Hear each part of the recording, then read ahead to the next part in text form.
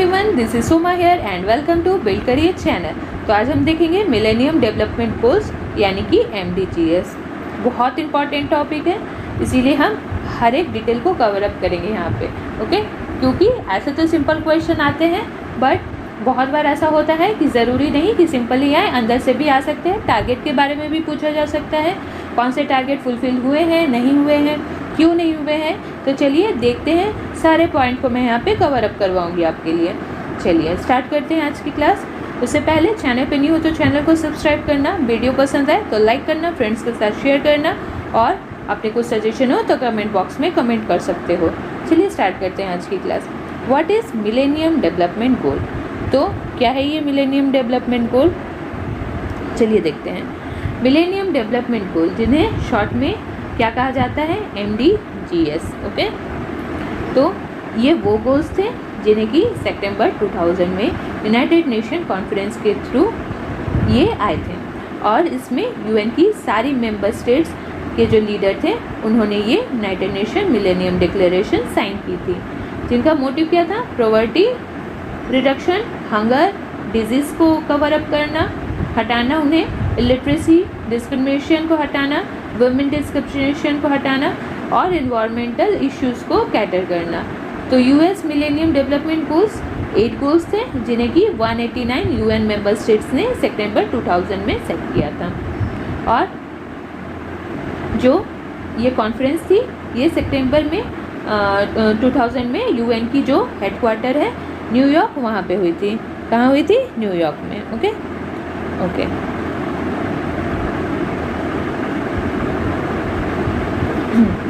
और इसकी जो डेडलाइन कितनी थी, डेडलाइन कौन सी ईयर की थी? 2015 की। ओके, और इसका मतलब टारगेट ईयर कौन सा था? 2015। तो इसमें 8 गोल्स शामिल हैं, 21 टारगेट्स, और कितने इंडिकेटर्स हैं? इसमें 63 इंडिकेटर्स शामिल हैं। ओके, मतलब सितंबर 2000 में UN की हेडक्वार्टर न्यूयॉर्क में समिट हुई, और वहीं पर इस मिलेनियम डेवलपमेंट गोल्स को अडॉप्ट किया गया, और इसमें 8 गोल्स शामिल हैं। तो चलिए देखते हैं वन बाय वन क्या गोल्स हैं। तो देखते हैं सारे गोल्स। सारे गोल्स में क्या क्या शामिल है? फर्स्ट में है eradicate extreme poverty and hunger, achieve universal primary education. Third है promote gender equality and empower women, reduce child mortality, improve maternal health, combat HIV, AIDS, malaria and other diseases, ensure environmental sustainability, develop a global partnership for development। सारे को हम एक करके deal करेंगे। चलिए start करते हैं, कौन से अचीव हुए, कौन से नहीं हुए। चलिए देखते हैं। MDG 1 eradicate extreme poverty and hunger. MDG 1 क्या कहता है? एक्सट्रीम पॉवर्टी को इरेडिकेट करना है, हंगर को इरेडिकेट करना है। तो इस डेवलपमेंट गोल, फर्स्ट ये जो डेवलपमेंट गोल 1 है, इसके 3 टारगेट्स थे। तो फर्स्ट टारगेट क्या था? To half the proportion of people whose daily income is less than $1.25। मतलब उन लोगों की प्रोपोर्शन को हाफ करना जिनकी डेली इनकम $1.25 से कम है। सेकेंड क्या है? To achieve full and productive employment as well as decent work for all including young people and women. तो सिर्फ एम्प्लॉयमेंट ही नहीं, फुल और प्रोडक्टिव एम्प्लॉयमेंट ही नहीं, डिसेंट वर्क भी करना ज़रूरी है, और इसमें यंग पीपल और वुमेन को शामिल किया गया है। ओके, थर्ड क्या है? To half the proportion of individual suffering from hunger in the period between 1990 and 2015। तो 1990 और 2015 के बीच उन लोगों की प्रोपोर्शन को हाफ करना जिसमें कि इस पीरियड में हंगर यानी कि भूखमरी से जो सफ़र कर रहे हैं उन लोग, उन तरह के लोगों को की जो संख्या है उसे हाफ करना। ओके, तो इस MDG 1 में देखा गया है कि भूखमरी से पीड़ित लोगों की संख्या 1 बिलियन से कुछ कम तो हुई, पर यूनाइटेड नेशन की जो फूड एंड एग्रीकल्चर ऑर्गेनाइजेशन है ये बिलीव करती है कि अभी भी नंबर बहुत ज़्यादा है, बहुत हाई है और अनएक्सपेक्टेबल है। ओके, तो हमें क्या करना है? इसे रिड्यूस करना था। ओके, तो चलिए सेकंड को देखते हैं। MDG 2 क्या कहती है? MDG 2 यानी कि क्या कह रही है? Achieve universal primary education. Okay, तो इसमें एक ही टारगेट है। इसमें क्या टारगेट है कि सिर्फ एक टारगेट क्या कह रही है? चाहे गर्ल्स हो या बॉयज़, सभी को प्राइमरी एजुकेशन का फुल कोर्स कंप्लीट करवाना है, वो भी यूनिवर्सल लेवल पे बाय 2015। तो यूएन की जो फूड एंड एग्रीकल्चर ऑर्गेनाइजेशन है वो ये क्लेम कर रही है कि 57 मिलियन प्राइमरी स्कूल एज के चिल्ड्रेन स्कूल अटेंड ही नहीं कर पा रहे हैं, जिनमें से कितने 80% रूरल एरियाज से बिलोंग करते हैं। और यही रूरल और अर्बन एरिया के एजुकेशन और नॉलेज में एक बहुत बड़ा गैप दिखा रही है। और यही रीज़न है कि ग्लोबल प्राइमरी एजुकेशन को अचीव करना उसी के लिए मतलब सबसे बड़ा ऑब्स्टिकल यही है। ओके, तो इसमें एक बहुत बड़ा फैक्टर ये भी है कि रूरल एरियाज़ के जो चिल्ड्रन हैं वो हंगर और मेल न्यूट्रिशन से भी सीरियसली अफेक्टेड हैं और इनसे इनकी लर्निंग एबिलिटी पर भी अफेक्ट पड़ता है। ओके, तो ये तो हो गई MDG 2। चलिए MDG 3 को अब देखते हैं। MDG 3 क्या कह रही है? Promote gender equality and empower women. Okay, तो इसमें क्या कह रही है? एक ही टारगेट है इसमें कि जेंडर डिस्पैरिटी को ख़त्म करना प्राइमरी और सेकेंडरी एजुकेशन से, और कितने तक? 2005 तक, और एजुकेशन के हर लेवल से जेंडर इनइक्वालिटी को हटाना 2015 तक। ओके, चलिए इसको मैं एक्सप्लेन और करूँगी। तो इसमें मैन और वुमेन की जो टोटल और इक्विटेबल पार्टिसिपेशन है इसमें इसे दिखाया जाना ज़रूरी है, तभी जेंडर इक्वालिटी होगी, तभी एम्पावरमेंट बढ़ेगी वुमेन की। तो फूड और फूड सिक्योरिटी को भी अचीव इसी तरह से किया जाएगा और सोशल और इकोनॉमिक जो डिफरेंसेस है वो भी ख़त्म हो जाएगी। तो MDG 3 में कुछ अचीवमेंट भी हुए हैं। तो 2002 के मुकाबले 2015 में गर्ल्स की इनरोलमेंट स्कूल्स में बढ़ी है।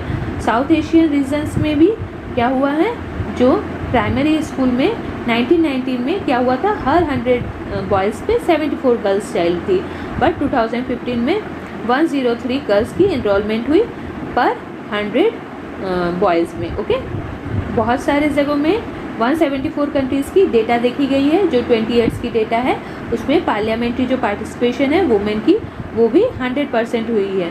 ओके, तो पर अभी भी क्या है, 5 मैन पे 1 वुमेन की पार्टिसिपेशन है, तो इसे भी हमें सही करनी है। ओके, चलिए 4th को देखते हैं। MDG 4 reduce child mortality. तो इसमें एक टारगेट क्या है? इसमें एक टारगेट है कि 1990 से 2015 के बीच में 5 साल के जो कम उम्र के बच्चों की मोर्टेलिटी रेट है यानी मृत्यु दर है, इसे 2/3% तक करना। ओके, 2/3 तक करना। ओके, तो इसका सबसे बड़ा रीज़न क्या है मोर्टेलिटी रेट का? जो 5 साल के कम उम्र के बच्चों में जो मोर्टेलिटी रेट देखी गई है इतनी ज़्यादा, इसका सबसे बड़ा कारण है अंडर न्यूट्रिशन। इसमें 33% से भी ज़्यादा बच्चों की 5 साल से कम उम्र में ही डेथ हो जाती है। इसलिए इस गोल में न्यूट्रिशन और फूड सिक्योरिटी को इंक्रीज़ करने की बात कही गई है, जिससे कि बच्चे सही तरीके से बड़े हो सके। तो इसमें जो यूनाइटेड नेशन की फूड एग्रीकल्चर ऑर्गेनाइजेशन है, उन्होंने बहुत सारे और भी ऑर्गेनाइजेशन की उनकी हेल्प ली। तो ये कौन कौन से ऑर्गेनाइजेशन है, उन्होंने किन किन की हेल्प ली? तो उन्होंने रिच की हेल्प ली। रिच मतलब renewed efforts against child hunger and under nutrition. और किन की हेल्प ली? वर्ल्ड हेल्थ ऑर्गेनाइजेशन की हेल्प ली, यूनिसेफ की हेल्प ली जो बच्चों के लिए वर्क करती हैं। ओके, और WFP की हेल्प ली। तो इनकी हेल्प से, इन ऑर्गेनाइजेशन की हेल्प से ग्लोबल लेवल पर जो अंडर न्यूट्रिशन प्रॉब्लम है उसे ख़त्म करने की बात कही गई थी। ओके, चलिए MDG 5 को देखते हैं। MDG 5 क्या कहती है कि इम्प्रूव मैटरनल हेल्थ को इम्प्रूव करना है। तो इसमें कितने टारगेट हैं? 2 टारगेट हैं। 2 टारगेट क्या क्या हैं? To reduce maternal mortality rates by 75%। Maternal mortality rate को 75% तक रिड्यूस करना है, और रिप्रोडक्टिव जो हेल्थ है, प्रजनन स्वास्थ्य के लिए जो ग्लोबल पहुंच है उसे प्राप्त करना है। ओके, तो यही है इसका मतलब। तो MDG 5 में क्या कही गई है कि माँ की अगर सेहत अच्छी रहेगी तो ही बच्चे की सेहत अच्छी रहेगी। तो इसके लिए क्या ज़रूरी है? जो डेवलपिंग रीजन है उनमें सफिशिएंट डाइट, बेसिक लिटरेसी और हेल्थ सर्विसेज बहुत इंपॉर्टेंट है। इसके साथ साथ सेफ वाटर और सैनिटेशन फैसिलिटी भी ज़रूरी है प्रेगनेंसी और चाइल्ड बर्थ के टाइम पे। ओके, तो कुछ अचीवमेंट है। अचीवमेंट क्या क्या है? 40% रिडक्शन हुई है मोर्टेलिटी रेट में, मैटरनल मोर्टेलिटी रेट में रेशियो इनकी डिक्रीज़ हुई है 1990 से। ओके, तो और क्या क्या हुई है अच्छी बातें कि 64% रिडक्शन हुई है मैटरनल मोर्टेलिटी रेशियो में साउथर्न एशिया में। और इसी तरह से जो स्किल्ड पर्सन होंगे वहीं प्रेग्नेंट औरत को चाइल्ड बर्थ में हेल्प करेंगे, उसमें भी 12% की इंक्रीमेंट हुई है। ओके, इसी तरह से मतलब देखा जा रहा है कि जो मैटरनल हेल्थ है उस पर ध्यान दिया गया है, बहुत सारी इम्प्रूवमेंट हुई है। ओके, चलिए अब MDG 6 को देखते हैं क्या है। MDG 6 कहती है combat HIV, AIDS, malaria and other major diseases. Okay, तो इसमें 3 टारगेट्स हैं, क्या क्या हैं? To halt by 2015 and have started to reverse the spread of HIV AIDS, मतलब 2015 तक HIV एड्स को रोकना है और इसके प्रभाव को उल्टा करना है, इसके स्प्रेड को जो बढ़ रहा है ये इसे उल्टा करना है, मतलब इसे कम करना है। To achieve global access to treatment for HIV AIDS for those who need it by 2010, तो जो जिन्हें HIV एड्स की ट्रीटमेंट की नीड है उन्हें ग्लोबल एक्सेस पहुंचाना, मतलब हर जगह ये हेल्प उन्हें सुविधा मिल सके। ओके, 2010 तक। Okay, to have changed and started reversal of the incident of malaria and other major disease by 2015, और साथ ही साथ जो मलेरिया और दूसरे जो बीमारियां हैं उनकी जो इंसिडेंट बढ़ रही है उसे भी 2015 तक कम किया जाए, उन्हें भी रोका जाए। ओके, यही है मिलेनियम डेवलपमेंट गोल 6। तो इसमें बहुत सारी जो अचीवमेंट भी मिली है, जैसे कि HIV की इन्फेक्शंस में 40% रिडक्शन देखी गई है। ओके, और क्या क्या हुआ है? जो मलेरिया से डेथ हुई थी, अराउंड 6.2 मिलियन पीपल की डेथ हो चुकी थी 2000 और 2015 के बीच, उन्हें भी कम कर दिया गया है, अब वो रिड्यूस हो गई है और 37% ही बची है। ओके, मोर्टेलिटी रेट भी इसमें डिक्रीज़ हुई है। और इसी तरह से ट्यूबरकुलोसिस मतलब TB डायग्नोसिस भी किया जा रहा है, उनमें इंक्रीमेंट आई है और इससे कितनी ज़िंदगी बचाई गई है? 37 मिलियन ज़िंदगियाँ 2013 तक बचाई जा चुकी है। और इस तरह से जो HIV एड्स और बहुत सारे जो बीमारियां हैं बड़ी बड़ी उन्हें भी रिड्यूस करने का वर्क मतलब MDG 6 जो गोल थी उसमें कवर अप किया गया है। अब MDG 7 को देखते हैं, इंश्योर एनवायरमेंटल सस्टेनेबिलिटी। तो क्या कहती है इसमें? ये 4 टारगेट दिखाती है, millennium development goal 7 target show कर रही है। तो क्या है ये? To integrate the principle of sustainable development into nations policies and program and also reverse the depletion of environmental resources. तो ये ध्यान रखना, सस्टेनेबल डेवलपमेंट को ध्यान में रखना, हर नेशंस की पॉलिसी होनी चाहिए और प्रोग्राम भी चलाने चाहिए जिससे कि एनवायरमेंटल रिसोर्सेज को जो उनकी डिप्लेशन हो रही है उन्हें भी रिवर्स किया जाए, मतलब उन्हें रोका जाए, कम किया जाए। इस बात की भी प्रोग्राम हमें चलानी पड़ेगी सारे नेशंस को। To reduce biodiversity loss and achieve a sustainable reduction in the rate of loss by 2010 तक जो बायोडाइवर्सिटी लॉस को रिड्यूस करना और सस्टेनेबल जो रिडक्शन भी होना इस रेट में। Okay, to half the proportion of the universal population without sustainable access to clean and safe drinking water and basic sanitation by 2015 तक जो ड्रिंकिंग वाटर और जो बेसिक सैनिटेशन है वो भी यूनिवर्सल लेवल पे अवेलेबल होना और हाफ पर्सन को मिल जाना, मतलब हाफ को कवर अप करना।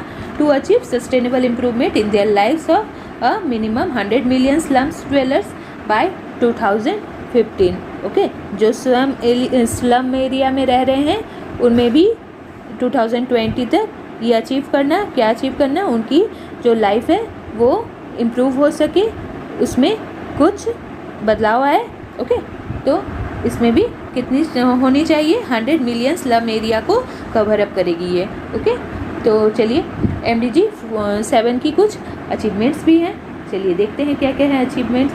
MDG 7 में 30% जो टोटल लैंड एरिया को फॉरेस्ट एरिया बनाया गया और इससे जो बहुत सारी 1.6 बिलियन जो पीपल जो डिपेंड कर रहे थे फॉरेस्ट पर अपने लाइवलीहुड के लिए उनको भी बढ़ाया गया, उनको भी हेल्प पहुंचाया गया और क्लाइमेट चेंज को भी मिटिगेशन किया गया, उनमें जो मिटिगेशन हो रही थी उसे भी कवर अप किया गया, जिससे कि डिफॉरेस्टेशन का खतरा ना हो, ओवर एक्सप्लॉयटेशन को भी रोकने का कोशिश इसमें किया गया। और इसमें कुछ अचीवमेंट भी हैं, जैसे कि वर्चुअल एलिमिनेशन हुई ओजोन डिप्लेशन सब्सटेंसेस की 1990 से, जिससे कि ओजोन एरिया जो लेयर थी वो भी रिकवर हुई। और क्या क्या हुआ फ़ायदा इसमें, जो ड्रिंकिंग वाटर सोर्स थी उसे भी मतलब अच्छी तरह से उन्हें भी इम्प्रूव किया गया। ड्रिंकिंग वाटर लोगों को जो अवेलेबल हो, ये भी देखा गया कि लोगों को ड्रिंकिंग वाटर अवेलेबल हो। और अब 1.9 बिलियन लोग जो हैं उनकी अपनी प्रीमाइसेस पे ड्रिंकिंग वाटर अवेलेबल है। ओके, तो ये सारी जो थी कवर अप की गई। और 95 जो नेशंस थे वो अचीव किए सैनिटेशन टारगेट को, और इसी तरह से वाटर टारगेट, सैनिटेशन टारगेट को भी फुलफ़िल किया गया। इसी तरह से बहुत सारे लोगों ने 2.1 बिलियन लोगों ने सैनिटेशन को इम्प्रूव किया। ओके, तो इसी तरह से अब हम देखेंगे MDG 8। तो MDG 8 क्या कहती है, develop a global partnership for development. तो इसमें कितने टारगेट हैं, इसमें 6 टारगेट हैं। क्या क्या टारगेट हैं, to further develop and open predictable rule based non discriminatory trading and economic system. Okay, तो मतलब जो नॉन डिस्क्रिमिनेटरी ट्रेडिंग और इकोनॉमिक सिस्टम होनी चाहिए। ओके, मतलब कोई भेदभाव नहीं होनी चाहिए। साथ ही साथ क्या कहती है second target, to address the special need of the least develop countries. जो लिस्ट डेवलप कंट्री हैं उन्हें भी एक स्पेशल नीड को उनकी जो एड्रेस किया जाए, उन्हें उनकी भी देखभाल की जाए। और जो स्मॉल आइलैंड की जो स्मॉल आइलैंड वाली जो डेवलपिंग स्टेट है और लैंडलॉक्ड एरिया हैं उनको भी स्पेशल केयर मिलनी चाहिए। और डेप्थ प्रॉब्लम, जो डेवलपिंग नेशंस की डेप्थ प्रॉब्लम है उन्हें भी ध्यान देने की नीड है। साथ ही साथ जो डेवलपिंग कंट्रीज़ हैं उनको भी एसेंशियल ड्रग्स मिले फार्मास्यूटिकल्स कंपनी की कोलैबोरेशन से। और साथ ही साथ जो कम्युनिकेशन की बेनिफिट है इंटरनेट के थ्रू या फिर दूसरी जो न्यू टेक्नोलॉजीज़ हैं उन्हें अवेल किया जाए प्राइवेट सेक्टर की हेल्प से। ओके, तो ये टारगेट में कुछ अचीवमेंट भी हुई। 66% जो थी ऑफिस डेवलपमेंट असिस्टेंट प्रोवाइड की गई डेवलप नेशंस को। ओके, साथ ही साथ अपनी जो ग्रॉस नेशनल इनकम की जो टारगेट थी, United kingdom, Sweden, Norway, Denmark, इस तरह से बहुत सारे देशों ने उसमें भी डेवलपमेंट असिस्टेंस पहुंचाई। यूनाइटेड नेशन ने उन्हें भी डेवलपमेंट असिस्टेंस पहुंचाई। साथ ही साथ जो इम्पोर्टिंग थी डेवलपिंग से डेवलप्ड कंट्री में उनको भी ड्यूटी फ्री कर दिया गया। और ड्यूटी फ्री पूरी नहीं किया गया, 79% तक किया गया। इसी तरह से बहुत सारी ग्लोबल पॉपुलेशन को मोबाइल कवरेज पहुंचाई गई। 95% के पास अब मोबाइल कवरेज थी 2015 तक। ओके, ध्यान रखिएगा ये अभी की बात नहीं है, 2015 तक की थी। इसी तरह से जो सेलुलर सब्सक्रिप्शन थी वो बहुत ज़्यादा बढ़ गई और अब 738 बिलियन तक लोगों के पास 2015 तक पहुंच चुकी थी। तो ये तो थी MDG 8। तो इसमें कितनी सारी MDGs को अचीव किया गया, मतलब MDGs क्या सक्सेसफुल हुई। तो ओवरऑल जो 3.5 जो MDGs थी वो सक्सेसफुल हुई। कौन कौन सी, MDG की टारगेट 1, MDG टारगेट 2 और MDG टारगेट 6 और जो MDG 7 थी उसकी हाफ टारगेट जो थी वो कंप्लीट हो पाई। ओके, मतलब MDG 7 में कौन सी टारगेट सक्सेसफुल नहीं हो पाई, सैनिटेशन की जो गोल थी वो कंप्लीट नहीं हुई थी, बट बाकी जो टारगेट्स थी वो फुलफिल हो पाई थी। तो MDGs क्यों फेल हुई, तो उस टाइम पर UN सेक्रेटरी जनरल जो थी, जनरल कौन थे, बन की मून। तो उन्होंने क्या कहा, उन्होंने कहा कि जो टारगेट्स थी ये फुलफिल इसीलिए नहीं हो पाए, अचीव नहीं कर पाए क्योंकि बहुत सारी जो कमिटमेंट थी वो अधूरी रह गई।